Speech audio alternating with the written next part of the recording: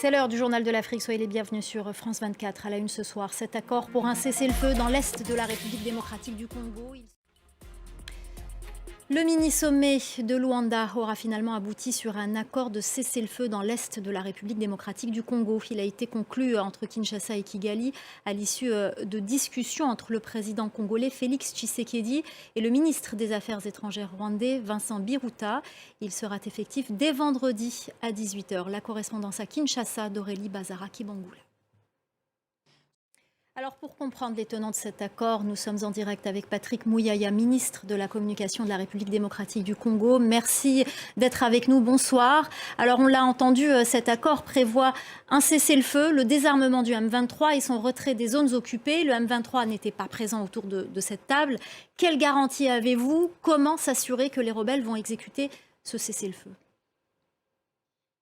Merci beaucoup Patrick Mouyaya, ministre de la Communication de la République démocratique du Congo. Merci de nous avoir accordé cette interview dans le journal de l'Afrique sur France 24. Merci. En bref, ces violences au Burkina Faso, au moins 14 personnes, dont 8 supplétifs civils de l'armée, ont été tués lundi lors de 2 attaques distinctes de groupes djihadistes dans le nord du pays. Direction l'Égypte, le pays est le premier importateur mondial de blé. Avec la guerre en Ukraine, une crise alimentaire plane sur le pays. Pour y faire face, la culture locale du blé est cette année plus que jamais prioritaire. Reportage d'Édouard Dropsy et Justine Babin.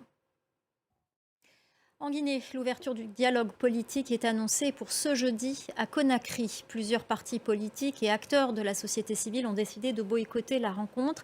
Ils exigent entre autres la libération des prisonniers politiques, mais les militaires au pouvoir ont décidé de maintenir le dialogue sans les principaux partis politiques du pays. Écoutez le porte-parole du gouvernement de la transition guinéenne au micro de notre correspondant Malik Diakité.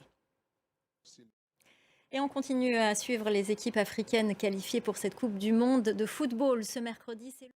Voilà, c'est la fin du journal de l'Afrique. Restez avec nous, l'info continue sur France 24.